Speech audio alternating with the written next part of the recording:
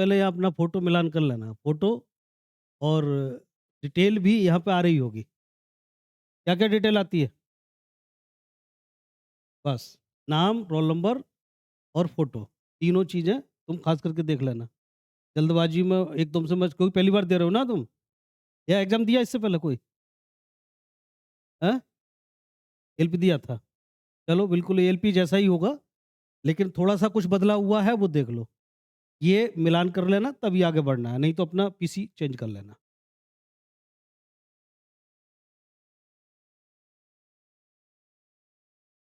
हुँ? अलग-अलग हो गया अब। यहाँ भी बदल देंगे तुम्हारा अब, थोड़ा-सा उसमें काम करना पड़ेगा। देखो, यहीं पर अपनी लैंग्वेज को, ये तो इसके लिए है जो पढ़ रहे हो ना यहाँ, उसके लिए है। हिंदी में देखना है तो हिंदी में, इंग्लिश में देखना है तो इंग्लिश में। और उसके बाद में नेक्स्ट कर दोगे, पढ़ने के बाद में, पढ़ लेना कुछ बदलाव हो। और इसके बाद यहाँ लैंग्वेज वो सेलेक्ट कराएगा जिसमें रेगुलर चलेगा पूरा। अगर आप पूरा हिंदी में देखना चाह रहे हो तब तो हिंदी सेलेक्ट कर लेना। और तुम इंग्लिश में देखते हो क्या? हिंदी में ही देखते हो ना? चलो, तो फिर तो हिंदी ही यहाँ पे बाय डिफ़ॉल्ट सेलेक्ट कर लेना। और ये क्लिक करते ही और रेडी हो जाओगे। अब ये पेपर चालू ही हो जाएगा यहाँ से। इसमें देर मत लगाना, अपना सबसे पहले क्या करना है, जैसे ही पेपर सामने आए, एक बार पहले पूरे पेपर को देख लेना। मालूम है देखने का? यहाँ तो सारी इंस्ट्रक्शन आती हैं। ये आई बटन होता है एक, राइट साइड में, तो यहाँ से पूरी इंस्ट्रक्शन एक बार में आ जाएँगी। आई नहीं? नई इंस्ट्रक्शन दोबारा भी आ जाती है। और यहाँ से आता है क्वेश्चन पेपर। जब क्वेश्चन पेपर में सेलेक्ट करेंगे ना, तो पूरा पेपर आपको एक बार में ही दिख जाएगा पूरा। तो इससे क्या है, एक आइडिया हो जाएगा कि पेपर किस तरह का है। इस तरह का पेपर है, पूरा पेपर देख सकते हो यहाँ से एक बार में। एक बार में पूरा पेपर दिख जाएगा। ऑप्शन नहीं आएँगे, केवल पेपर दिख जाएगा, ऐसे। इस तरह से आप पूरा पेपर देख सकते हैं, पूरा का पूरा। हुँ? पूरा पेपर आ जाएगा इसमें, सब रीज़निंग-वीज़निंग सब कुछ, पूरा पेपर आ जाएगा। देखोगे? एक बार? अगर देख लिया हार्ड हो गया तो माइंड पे फ़र्क पड़ जाएगा। लेकिन है क्या, जैसे कहीं फँस रहे हैं और दिमाग पे इफ़ेक्ट आ रहा है, क्या ऐसे ही चलेगा? तो एक बार देख लेना, जब ज़्यादा हार्ड में जा रहे हो तो। क्योंकि आगे जाके पेपर ईज़ी आ जाएगा। ज़रूरी नहीं है कि पूरा पेपर ही हार्ड होगा। तो इस तरह से ना भी देखो तब भी कोई फ़र्क नहीं है। मत करना टाइम बेकार, छोड़ दो। हाँ, कहीं ज़्यादा फँस रहे हो, लग रहा हो कि ऐसे ही है क्या सब का सब? तो देख के एकदम कूदकी मार लेना थोड़ा-सा आगे के लिए जल्दी से। या वहीं आगे कूद के चले जाओ 3-4 क्वेश्चन, जब दिमाग थोड़ा-सा टेंशन में आता है। यहाँ पहले जनरल साइंस होगी, फिर मैथ होगी, फिर रीजनिंग होगी और फिर करंट अफेयर्स होगी। आपकी मर्ज़ी है कि आप पहले क्या करते हो? जिसको करो उसको सेलेक्ट कर लेना। चाहे तो आप पहले करंट अफेयर्स निपटा लेना। पहले इंटेलिजेंस भी निपटा सकते हैं, मैथ भी पहले निपटा सकते हैं। जिसका जो पार्ट अच्छा हो, जो ज़्यादा मन करे उसको निपटा लेना, कोई फ़र्क नहीं। वैसे सबसे बढ़िया यही है कि पहले आप करंट अफेयर्स को भी बाद में ले लो। क्योंकि करंट अफेयर्स में आपकी बहुत सारी पड़ी हुई नहीं होगी, ये दिक्कत होगी। और आप जल्दबाजी में मारेंगे तो ये लैंग्वेज बदली हुई होगी, आपको समझने की ज़रूरत है। ऐसे ही देखा और लगाया ये नहीं चलेगा। यहाँ देखा और लगाया मत चलना। तो सबसे पहले साइंस को निपटा लेना, ये ईज़ी पार्ट है आपके लिए। केवल उसको निपटा लेना जिसमें कुछ नहीं करना है आप। देखा और लगाया, केवल उस क्वेश्चन देखिए, इस बार इन्होंने क्वेश्चन वैसा ही दे दिया है लेवल, जो वास्तव में एग्ज़ाम में आएगा। ये डमी डमी नहीं है, ये रियल पेपर है एक तरह से देखा जाए, ऐसा ही आएगा। तो काफ़ी कुछ बदला हुआ सा नज़र आ रहा है। ऐसे ही भाँता है क्या कि ऊपर को नहीं बढ़ता, ये नीचे को रह जाता है बहुत? हुँ? अगर ऐसा दिखाई दे तो F11 दबा देना। F11 से जा रहा है? इससे थोड़ी फ़र्क पड़ेगा F11 पे। नहीं, यहाँ तो है ही नहीं ना कीबोर्ड। F11 वहाँ दबाओगे कीबोर्ड पे तो F11 दिख जाएगा। तो ये पूरा फुल हो जाएगा। हैं? अब ज़रा देख लो दर्पण द्वारा प्रतिबिंब निर्माण के लिए निम्न में से कौन-सा कथन सत्य है? तो ध्यान रखना प्रकाश में से ज़रूर क्वेश्चन बने। हर हालत में क्वेश्चन आएगा, टूटने का नहीं है किसी भी। इसमें चाहे तो ये दर्पण से आए, दर्पण से या ये लेंस से आए, लेकिन आएगा पक्का। और एक क्वेश्चन तो वही आता है कि वस्तु यहाँ रखी है, उसका प्रतिबिंब किस तरह का बनेगा? चाहे तो न्यूमेरिकल में पूछेगा और चाहे उसमें प्रतिबिंब पूछ लेगा कैसा, ज़रूर आएगा। तो इसको तो कर जाओ, बिल्कुल पक्का। इसमें भी यही पूछा है, अवतल दर्पण द्वारा ये ज़रूर ध्यान देना, अवतल ज़रूर ध्यान देना, कि दर्पण है या लेंस है, इसको अच्छी तरह से देख लेना। और कभी-कभी यहाँ अवतल नहीं कहेगा, अभिदृश्यक, अभिसारी, अपसारी, हाँ, अभिदृश्यक मतलब उत्तल। जो हम देखते हैं ना मैग्नीफाइंग, मैग्नीफाइंग तो अभिदृश्यक होता है ना। एक अपसारी, एक अभिसारी, ये शब्द आते हैं। अपसारी और अपसारी, कॉनकेव, कॉन्वेक्स, कन्वर्जेंट, डाइवर्जेंट, ये आता है ना। अब अगर ये शब्द आ गया तो अब एकदम से इंग्लिश में कैसे देखो कहाँ रहती है? बस, यहीं पर एकदम से देख लेना। ज़्यादा इधर-उधर जाने की ज़रूरत नहीं है। नहीं समझ में आए यहीं पे लैंग्वेज चेंज करो और तुरंत ही उसका वर्जन देख लो। समझ जाओगे, अरे ये तो वही कॉनकेव की ही तो बात कर रहा था। एकदम अब समझ जाओगे। तो यहाँ प्रॉब्लम आती है, इसको ध्यान रखना। फिर अपनी वही बाय डिफ़ॉल्ट पहुँच जाओ, हिंदी पे अपने। अब चलते रहो आगे कोई, और फिर भी लग रहा है कि अरे कुछ गड़बड़ सा लग रहा है, तो फिर मार्क फॉर रिव्यू में डाल दो। अब इसका मतलब है कि ये क्वेश्चन का जवाब चला गया। अगर बाई चांस अगर हम नहीं मार्क रिव्यू करते हैं फिर से, तब भी इसका आंसर ये जो दिया है वही लग जाएगा। वही माना जाएगा जो दे दिया है। लेकिन इससे पहले जो रिव्यू में डाला था, उसका हमने जवाब दिया नहीं है, तो उसका आंसर नहीं माना जाएगा। ये देख कितना बढ़िया क्वेश्चन दिया है। केमिस्ट्री का है, एक वैज्ञानिक 4 अलग-अलग विलयन तैयार करता है। उनके पीएच मान को मापता है। 4 अलग-अलग विलयन कर रहा है तैयार। ये ऊपर नहीं जाएगी स्क्रीन? देखो यहाँ एक बार होता है, में नहीं आ रहा है, ये है बार है। देखिए, ये बार होता है, इससे आप ऊपर-नीचे कर सकते हैं। नीचे, ऊपर, नीचे वाले एरो पे लगाएँगे, तो एकदम टॉप पे पहुँच जाएगा और टॉप वाले पे लगाएँगे, तो एकदम नीचे वाले पे चला जाएगा। माउस हो सकता है आपका काम ना कर रहा हो, तो नहीं कर रहा हो तो इन एरो पे मार देना है एकदम से, टॉप पे पहुँच जाएगा और लो। बीच में देखना है तो बीच में यहाँ उँगली रख देना है यहाँ पे। ऐसे ऐसे ही माउस रख देना है यहीं पे, तो अपने आप आ नहीं रहा ये? हुँ? हाँ, ये यहाँ दिक्कत करता है। तो नहीं तो यहाँ लाइन के बराबर में ऐसे ही चलाना ऊपर-नीचे ये, पकड़ के ऐसे भी चला सकते हो, पकड़ के ऐसे, माउस से पकड़ के चला सकते हो क्लिक करके। तो देखो ये क्या कह रहा है कि ये 4 बिलियन है, इनका पीएच 3, 7, 9 और 13 है।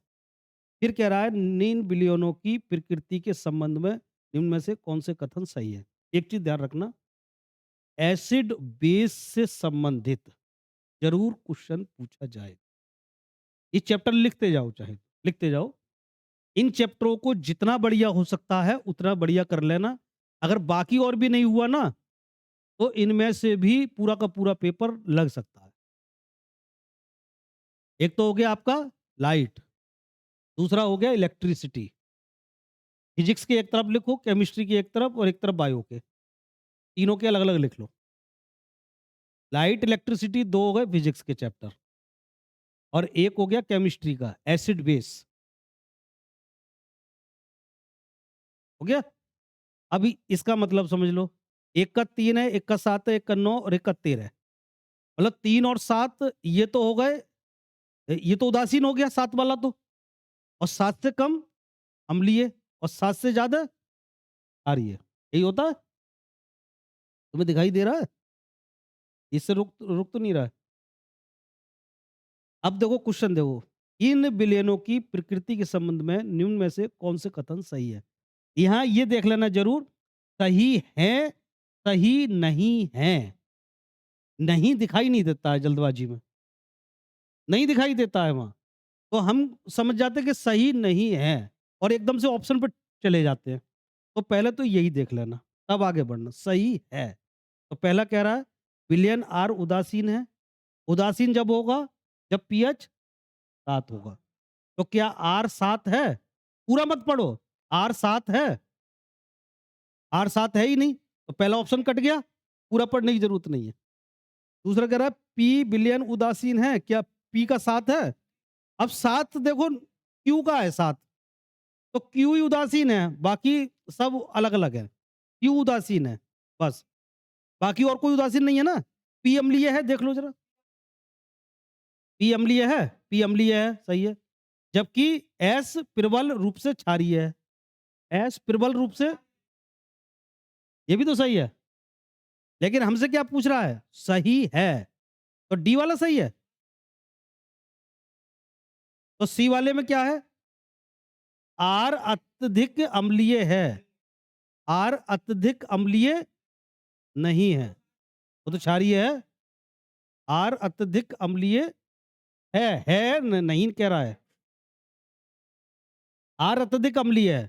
तो आर अत्यधिक अम्लीय कहाँ है? ये तो क्षारीय है। तो इसका मतलब डी वाला आंसर हमारा ठीक है।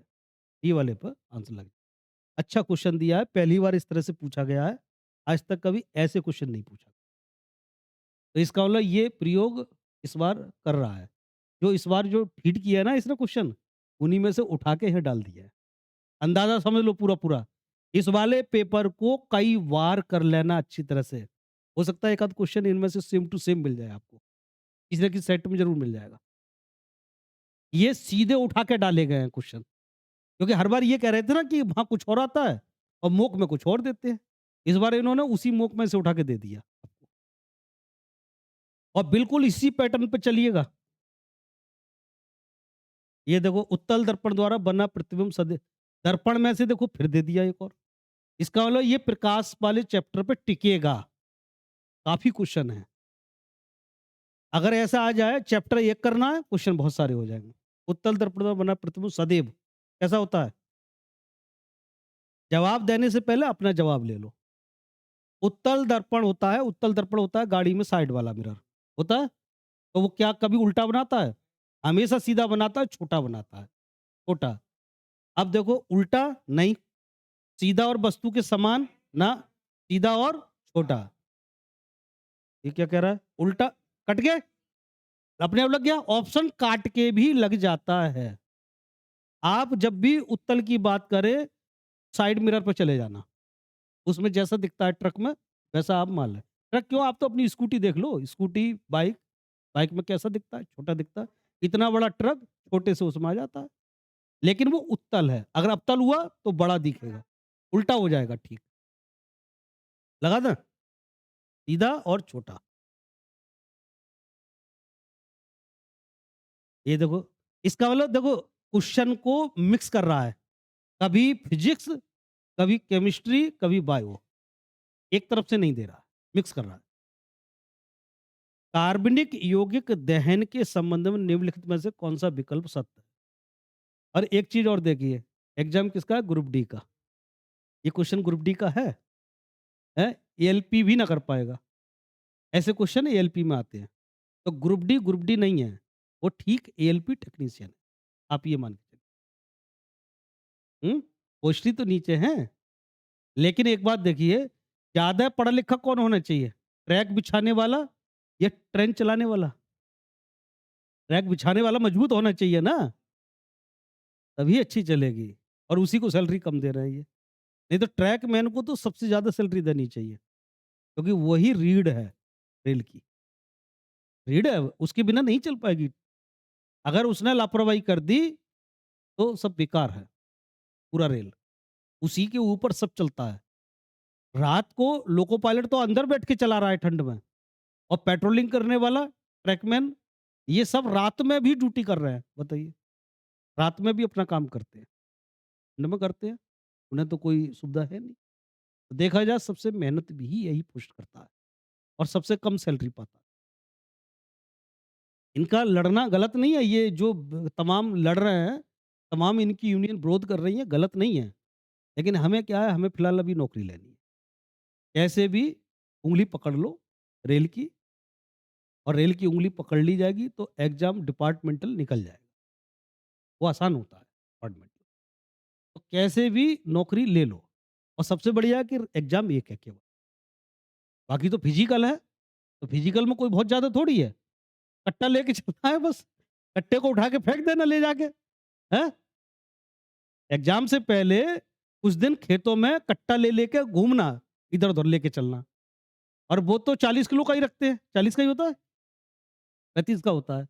आप तो पूरे 40-50 किलो का कट्टा उठाना, और हर बार चक्की पे अपना कट्टा लेके जाना उठा के ले जाना चक्की पे। लगभग अपने उसी दूरी के हिसाब से कोई चक्की देख लेना, उससे कह देना 1 आध कट्टा तेरा और भी उठवा दूँगा मैं, दूसरे का भी उठा के ले जाओ, 1 आध का। तो ये आदत पड़ जाएगी थोड़ा-सा, उसमें कोई ज़्यादा मुश्किल नहीं है। क्या कह रहा है? कार्बनिक यौगिक दहन के संबंध में निम्नलिखित में से कौन-सा कथन सत्य है? लैंग्वेज पे ध्यान देना। सबसे ज़्यादा जो आपकी नेगेटिव होगी, लैंग्वेज की वजह से होगी। यहाँ नेगेटिव नहीं करना। ऑक्सीजन के बिना जलता है, इसे तो ऑक्सीजन, हर दहन को ऑक्सीजन चाहिए। सदैव कार्बन मोनोऑक्साइड बनता है, कब बनता है? जब ऑक्सीजन उसको कम मिलती है। जैसे आपने आग को दबा दिया चारों तरफ से, तो अब उसमें से कौन-सा धुआँ निकलता है? सफ़ेद धुआँ निकलता है। तो सफ़ेद धुआँ का मतलब कार्बन मोनोऑक्साइड, और जब बिल्कुल काला निकलता है तो कार्बन डाइऑक्साइड, इसका मतलब पूर्ण दहन हो रहा है। ऑक्सीजन भरपूर मिलेगी तो कार्बन मोनोऑक्साइड नहीं बनेगी। कभी जल का निर्माण नहीं करता है। पानी बनता है? अभी आप आग जलाओ, पानी थोड़ी बनता है वहाँ, नहीं बनता है। तो पूर्ण दहन के लिए अधिक ऑक्सीजन की आवश्यकता होती है।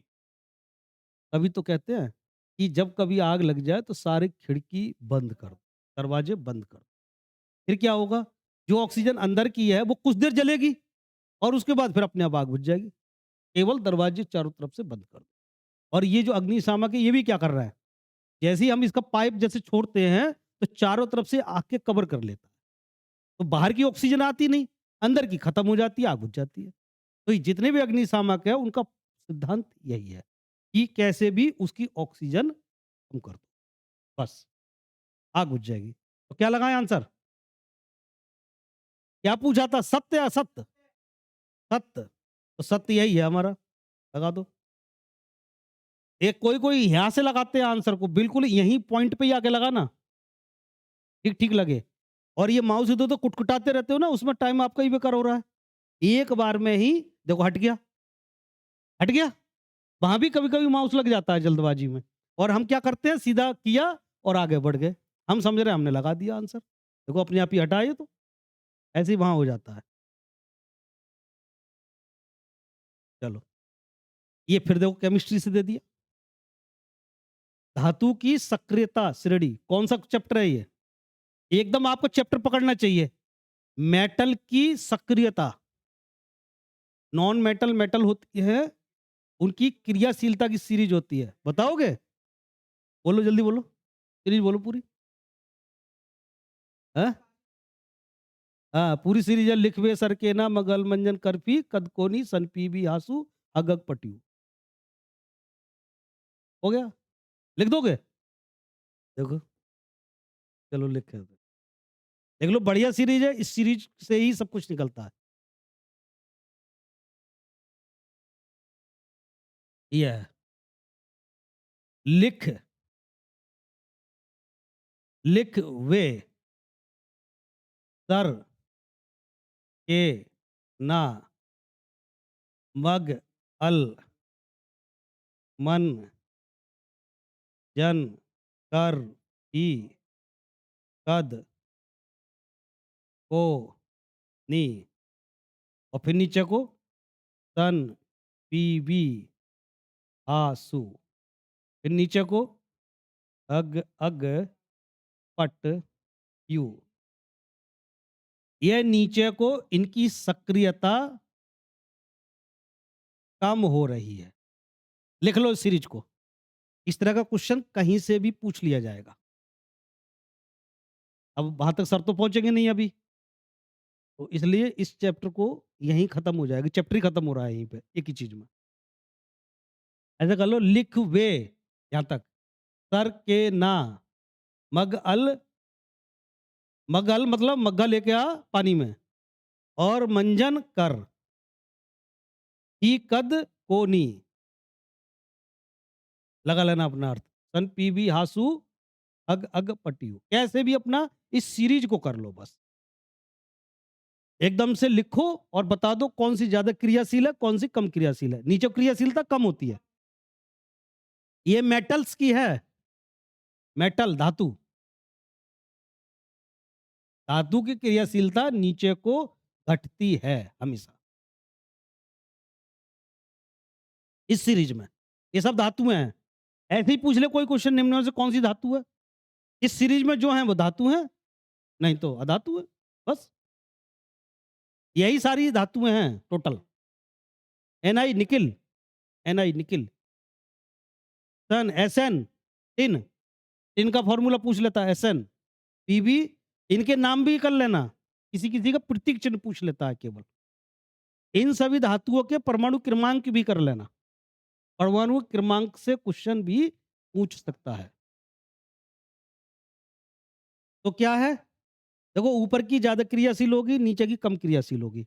कभी भी ऊपर वाली धातु नीचे वाली को रिप्लेस कर देती है, क्योंकि नीचे ही कमजोर है। सोना क्यों नहीं खराब होता है, क्यों नहीं रिएक्शन करता है, क्योंकि सोना सबसे नीचे है, रिएक्शन करता ही नहीं किसी से। इसलिए हमारे ज्वेलरी सोने की बनाई जाती है। और सोने में भी क्या मिला देते हैं, तावा। क्यों, क्योंकि उनका आकार ना चेंज हो, थोड़ा कठोरता आ जाती है, डिजाइन वो बनी रहती है कठोरता के लिए। तो यहाँ क्या कह रहा है, सक्रियता श्रेणी के संबंध में निम्न कथनों पर विचार करें, इनमें से कौन से कथन सही हैं। हमें सही हैं देखने हैं। कथन सही हैं, देखो ध्यान से। इसी को कह रहा है यही गलती होगी, सही है मतलब राइट आंसर हमें देखना है इसमें से।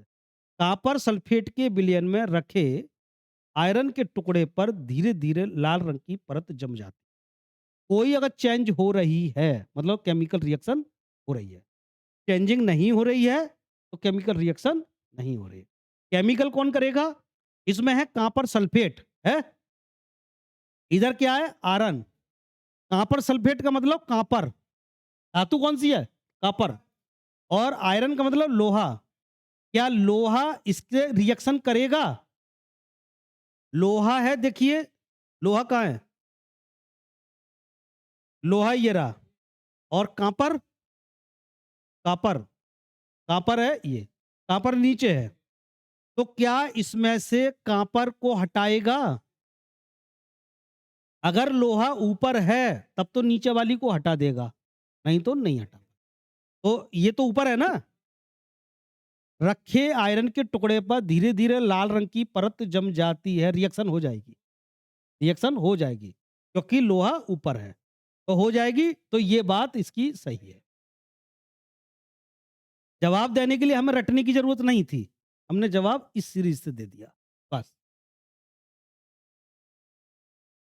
घटता क्रम है, बस इस सीरीज को ही याद कर लो, एक दिन लगेगा कर डालो, आज ही कर लो उसे। दूसरा क्या कह रहा है, कॉपर आयरन की तुलना में अधिक अभिक्रियाशील होता है। कॉपर आयरन की तुलना में अधिक अभिक्रियाशील होता है। कॉपर क्या ज्यादा होता है, देखो कॉमा लगा दिया इसने, कॉपर आयरन से ज्यादा होता है अभिक्रियाशील, नहीं है ना सीरीज। तथा विलयन में आयरन को प्रतिस्थापित कर देता है। विलयन में आयरन को थोड़ी करता है, कॉपर को कर रहा है प्रतिस्थापित, तो ये तो गलत है ना। तो केवल फर्स्ट सही है। अब लगा दो आंसर। दोनों कथन असत्य हैं, नहीं दोनों कथन सत्य है। केवल कथन दो सत्य है, केवल कथन वक वन सत्य है। साइंस को समझ लिया तो रटने की जरूरत नहीं। देखो न्यूमेरिकल दे दिया कितना बढ़िया। आज तक इस तरह का न्यूमेरिकल तो कहीं आया नहीं। ये इस तरह के न्यूमेरिकल कहाँ पूछे जाते हैं? सीपीएमटी में पूछे जाते हैं, उसमें नीट में पूछे जाते हैं, आईआईटी में पूछे जाते हैं, बाकी और जो बड़े एग्ज़ाम हैं उनमें पूछे जाते हैं। कह रहा है 2 गोलीय दर्पणों की वक्रता त्रिज्या है, 2x और 4y है। एक की वक्रता त्रिज्या है, इसमें थोड़ी जगह और होनी चाहिए। कैसे बढ़ाई जाए? हुँ? ये हम वैसे खोलते नहीं, तो इधर से हो जाती। चलो, अरे ये बोर्ड को नहीं कर पा रहे क्या? एक गोलीय दर्पण ये हो गया और एक गोलीय दर्पण ये वाला हो गया। और कोई सा भी हो सकता है, उत्तल भी हो सकता है, अवतल भी हो सकता है। 2 गोलीय दर्पणों की वक्रता त्रिज्या है। इसकी जो वक्रता त्रिज्या है, वक्रता त्रिज्या मतलब r कितनी है? 2x है और इसकी 4y है। इसकी वक्रता त्रिज्या 4y है। तो x और y दूरियां हैं, तो उनकी फोकस दूरियों का अनुपात क्या होगा? F बराबर क्या होता है? F और R में क्या रिलेशन होता है?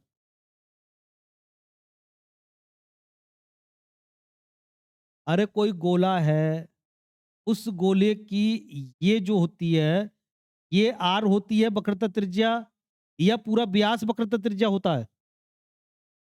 R होती है ना? मतलब इसकी जो त्रिज्या है वही वक्रता त्रिज्या होती है और फोकस दूरी कितनी होती है?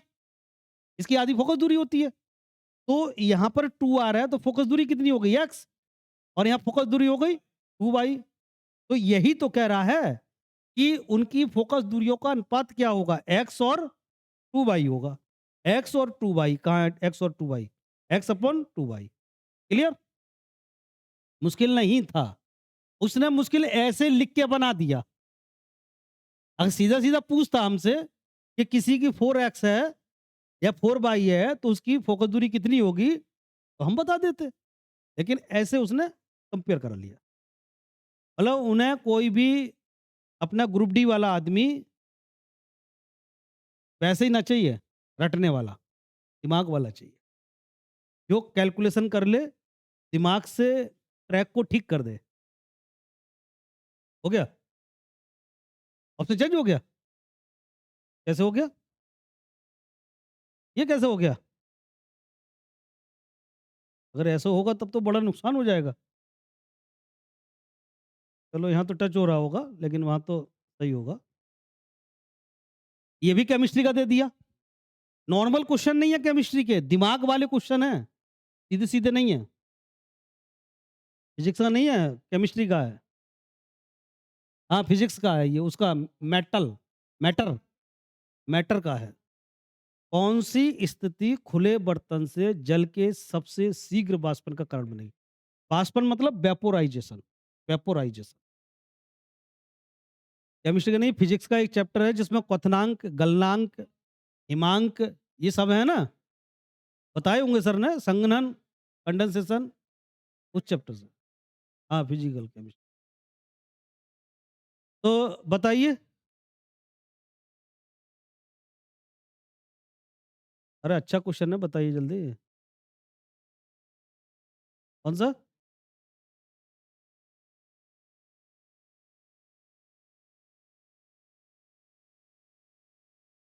खुले बर्तन में खुले बर्तन में जल के सबसे शीघ्र वाष्पन, वाष्पन मतलब वेपोराइज़ेशन।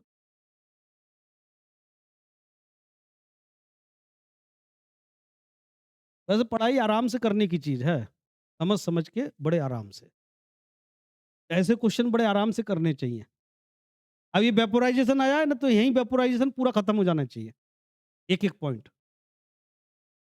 आप भी क्या करो, जैसे जब यहाँ टेस्ट होता है ना, घर जाके ये क्वेश्चन पकड़ा, इसमें क्या है? वेपोराइज़ेशन है। अब वेपोराइज़ेशन का सारा जितना भी तुम्हारे पास है, सब पढ़ लो। अब कभी भी वेपोराइज़ेशन से क्वेश्चन आएगा, तो क्वेश्चन देखते ही कहोगे, "अरे! ये तो वेपोराइज़ेशन जो हमारा टॉपिक है, उसका क्वेश्चन है। इसमें तो मैं सब जानता हूँ।" तो अपनी नॉलेज के आधार पे चलो। क्या कह रहा है? खुले बर्तन के जल के सबसे शीघ्र वाष्पन का कारण क्या है? क्या होना चाहिए वैसे? वाष्पन तेज कब होता है? जब हाई टेम्परेचर हो और लो आर्द्रता, ह्यूमिडिटी, और जो वायु है वो तेज होनी चाहिए। कपड़े देख लो, छत पर डालने जाते हैं, नीचे नहीं सूख पाते जल्दी, जल्दी सूख जाते हैं। कब? जब टेम्परेचर ज़्यादा मिलता है, नमी कम होती है। देखो ठंड में जल्दी नहीं सूखेंगे, गर्मी में जल्दी सूख जाते हैं। तो ह्यूमिडिटी कम होनी चाहिए। बरसात के दिनों में और नहीं सूखते क्योंकि ह्यूमिडिटी बढ़ जाती है, और वायु गर्मी में खूब तेज-तेज हवाएँ चलती हैं, ज़रा सी देर में सूख जाता है। तो कहाँ लगाएँ? निम्न आर्द्रता और गति उच्च मान। सही है, पहला वाला हो गया, बिल्कुल ठीक।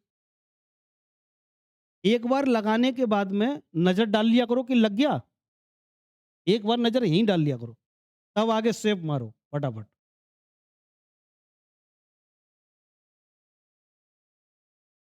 फिर आ गया देखो प्रकाश में से मिलेंगे क्वेश्चन 5-6 और ज़्यादा भी मिल सकते हैं। ऐसा ना, उन्हें भी तो प्रकाश ही चाहिए। लाइट के बारे में बढ़िया जानता हो, इलेक्ट्रिसिटी बढ़िया जानता हो, उन्हें चाहिए ऐसा ही आदमी। फोकस दूरी एफ वाले अवतल दर्पण, अवतल का मतलब पॉलिश जो है बाहर की तरफ रहेगी, अंदर की तरफ जिधर से चमकीला है वो अंदर को धसा हुआ होगा। कॉनकेव, कॉनकेव हो गया। कभी-कभी एक और कहेगा, जो हिंदी में कर रहे हैं ना, वो इंग्लिश शब्द को कॉनकेव को ऐसे लिख देगा। एक कॉनकेव, कॉनकेव दर्पण को भी कह देगा मिरर। अब ये कॉनकेव का मतलब ही नहीं है पता। या कहेगा कन्वर्जेंट, हिंदी में लिखेगा कन्वर्जेंट मिरर। अब कन्वर्जेंट का मतलब ही नहीं पता। अब तो इसे हिंदी भी ना देख सकते, इंग्लिश में भी यही लिखा होगा कन्वर्जेंट, तुम्हें दिक्कत हो जाएगी। तो हिंदी अगर पढ़ रहे हो, दिक्कत हो जाएगी। तो इसका इंग्लिश वर्जन भी करते हुए चलो हाथ के हाथ, कन्वर्जेंट। ये कॉनकेव अवतल, अवतल क्या करता है? फैलाता है। ये कन्वर्जेंट नहीं करता, ये डाइवर्जेंट करता है। ये डाइवर्जेंट है, कॉनकेव या डाइवर्जेंट। मुख्य अक्ष के अनुदिश दो बराबर भागों में काटा जाता है। हम्म, अवतल दर्पण है ये, कॉनकेव। इकट्ठा करेगा या फैलाएगा?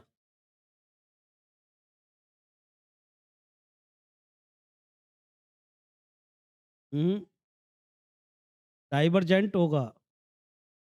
देख लो, डाल के देखो। डाइवर्जेंट का देखो, कॉनकेव, कॉनकेव डाइवर्जेंट है या कन्वर्जेंट है? ये देखो, करो इसको क्लियर अभी हाल। मुख्य अक्ष के अनुदिश दो बराबर भागों में काटा जाता है। प्रत्येक अर्धभाग की फोकस दूरी क्या होगी? कोई लैंग्वेज को समझे? इतना टफ कर दी लैंग्वेज।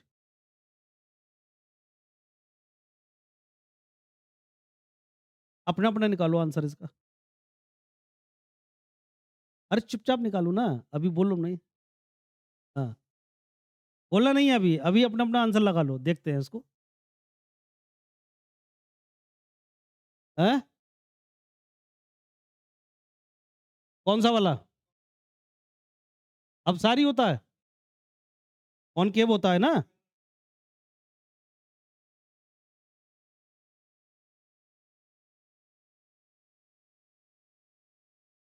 तो कन्वर्जेंट हो गया ना ये।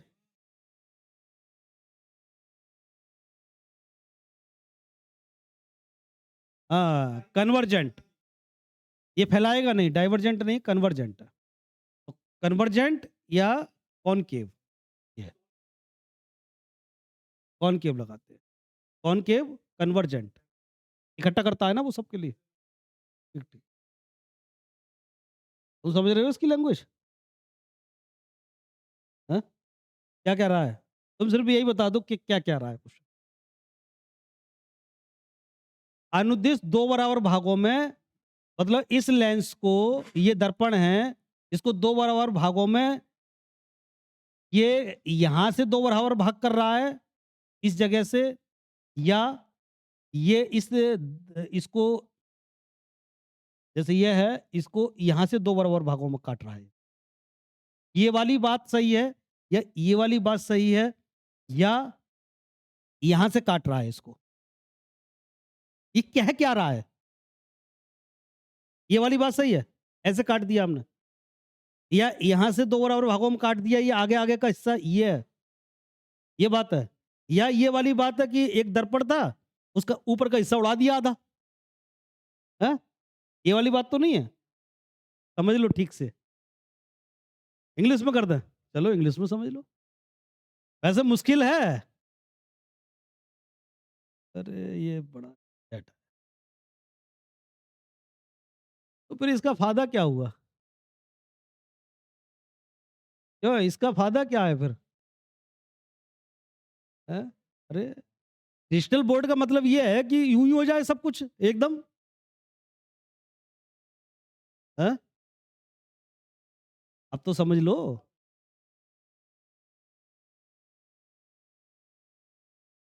A concave mirror with a focal length is f cut into two equal halves along the principal axis। मतलब जो ये वाली एक्सिस थी इसको दो बराबर भागों में। तो what happens to the focal length of each half? Each half किसका? जो जो एक्सिस काटी है, एक्सिस काटी है उसका। इस क्वेश्चन को कर जाओ, समझ लो ग्रुप डी निकल गया। समझ लो, आप समझ लो इस चैप्टर को बढ़िया कर लेंगे फिर। हम्म, आंसर ही बता दो चलो।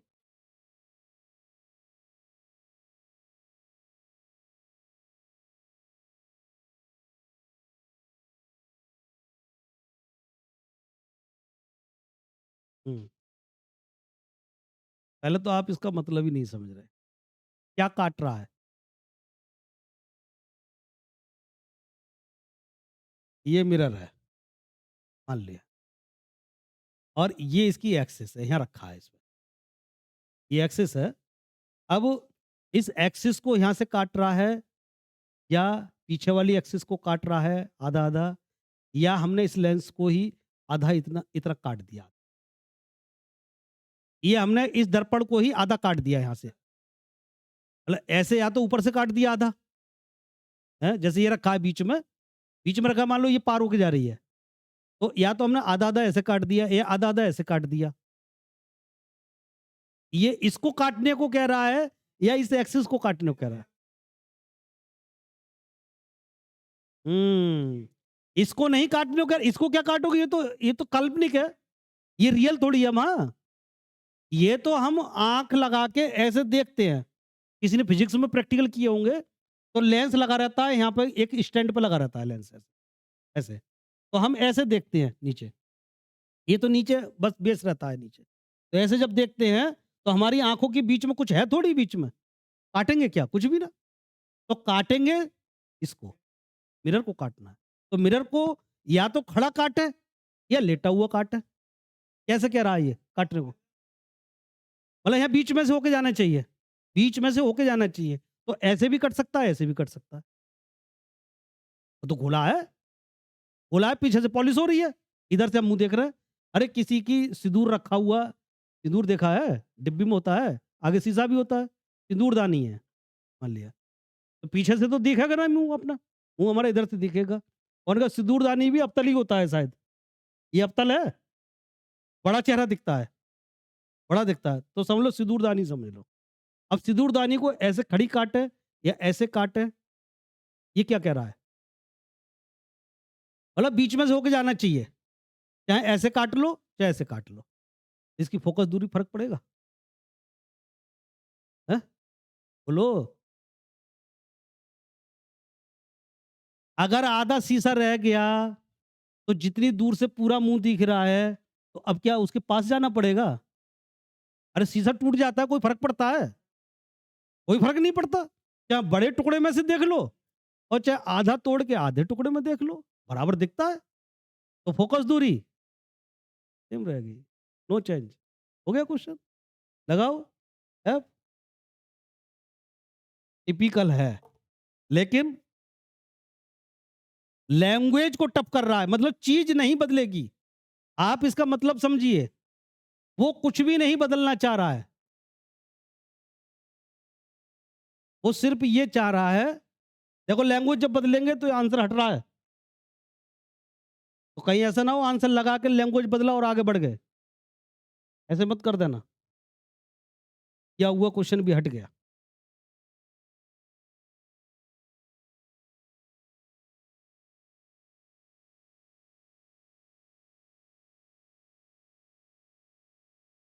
खेजड़ी वृक्ष होता है? अब इंग्लिश में देख लो।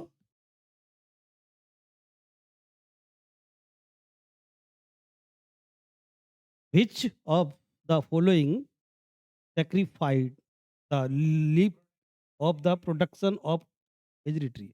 नाम ही खेजड़ी है इसका। खेजड़ी ही है। हिंदी में देखो चाहे इंग्लिश में देखो। काय का? बायो का है? पर्यावरण। पर्यावरण में पहुंच गया। पर्यावरण लिख लो चैप्टर।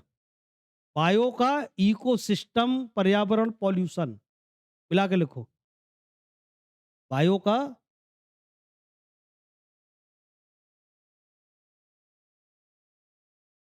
लो ये और अच्छा दिया है। अब मैग्नेट आ गया, अगला चैप्टर लिख लो मैग्नेट। जरूर एक क्वेश्चन मिलेगा मैग्नेट से, चुंबक से। छोटा सा चैप्टर है, ज्यादा कुछ करना नहीं है, दो तीन चीजें समझनी है उसकी, बस चैप्टर हो जाएगा। चित्र में दर्शाए गए अनुसार धारा, ये मैग्नेट का नहीं है क्वेश्चन, ये धारा और चुंबक दोनों का मिक्स है। इलेक्ट्रोमैग्नेट की दिशा के आधार पर बल की दिशा, लॉरेंस बल होता है। बाएं हाथ का नियम, दाएं हाथ, फ्लेमिंग के दाएं हाथ का नियम, पेच का नियम, जैसे पेचकस को घुमाते हैं ऐसे, एक पेच का नियम भी होता है, पेच का नियम। तो ये तीनों चारों रूल कर लीजिए। क्या कह रहा है? चित्र में दर्शाए के अनुसार धारा, मतलब धारा किधर चलेगी? धारा उधर चलेगी, इलेक्ट्रॉन की दिशा में चलती है धारा। है? धारा हमेशा उल्टी चलती है इलेक्ट्रॉन की। इलेक्ट्रॉन की उल्टी चलती है धारा। अरे धारा ये चल रही है भाई। और नीचे क्या है? फील्ड है। नीचे फील्ड है, मैग्नेटिक फील्ड है। अगर आप फ्लेमिंग के दाएं हाथ का नियम भी लगा दो, तो अंगूठा क्या बताता है? धारा। धारा किधर है? धारा है इधर को धारा, और फील्ड है नीचे को। ये हो गया क्षेत्र, ये हो गया चुंबकीय क्षेत्र। तो ये यहाँ फोर्स लगेगा, यहाँ जिधर को आपकी हथेली आएगी उधर को फोर्स। तो फोर्स आगे को लग रहा है, आगे को, सामने को, मतलब पेपर के सामने को। और अगर ये इधर को होती मान लो धारा ये, तो लगता फोर्स अंदर को। क्लियर हो गया? अपना अंगूठा रखना है धारा की दिशा में, और ये उंगली रखनी है क्षेत्र की दिशा में, और फिर ये जो हथेली है ये बताएगी फोर्स किधर लग रहा है। हाँ। दाएं हाथ का नियम लगाओगे, बाएं हाथ का नियम लगाओगे? फ्लेमिंग के दाएं हाथ का नियम लगाओगे। दाएं हाथ का लगाओगे, ये लगेगा, ये देखो ये लग गया, अंगूठा इधर हो गया, और क्षेत्र ये हो गया, और फोर्स लग गया ये आगे को। ऐसे कर पा रहे हो तुम? समझ गए? लगाओ, चलो आके लगाओ यहाँ, यहाँ लगाओ। आओ इधर को, आओ, उठ के आओ, उठ के आओ। पीसी पे ही लगा देना ऐसे ही। आओ, इस क्वेश्चन बनेगा यहाँ से भाई। देखो ये इलेक्ट्रॉन जिधर को चलते हैं उसके उल्टा धारा चलती है। अब दाएं हाथ का लाओ, ये लाओ, ये बताएगी तुम्हारी धारा। धारा किधर जा रही? इधर। ये हो गया धारा, और ये मैग्नेटिक फील्ड क्षेत्र, ये नीचे को है। ये कह रहा है ना नीचे को है, ये नीचे को हो गया। और बल लगेगा यहाँ हथेली पे, तो बाहर की तरफ को लगेगा। और अगर ये धारा इधर जा रही होती, तो ऐसे लगाते, ऐसे पलट दो इसको, ऐसे, ये होता। नहीं, ये तो भी ऐसे करो नीचे को, ये हो गया। और ये हो गई, फ़ील्ड नीचे हो गया, बल लगेगा अंदर को। अब देखो हम यहीं देखते हैं, ऑप्शन देख लो, इसने लिख दिया है, इलेक्ट्रॉन मतलब इलेक्ट्रॉन इलेक्ट्रॉन मतलब ई, और फ़ील्ड मतलब क्षेत्र। तो पेज के अंदर दाईं ओर, पेज से बाहर बाईं ओर, पेज से बाहर। हो गया? पेज से बाहर को हो गया।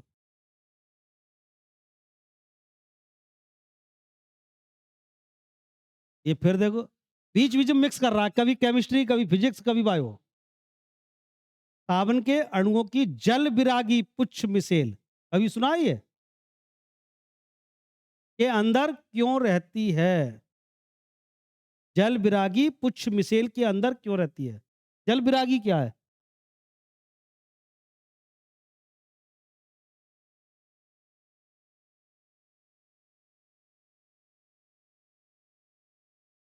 Hydrophobic tails of soap molecule stay inside the micelle.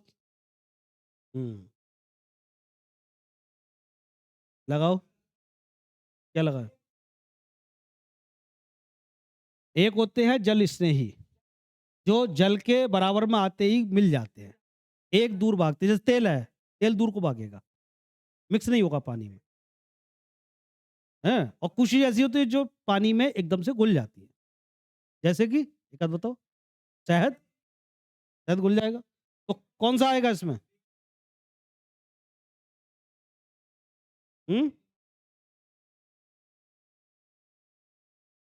They are repelled by water, प्रतिकर्षित करते हैं।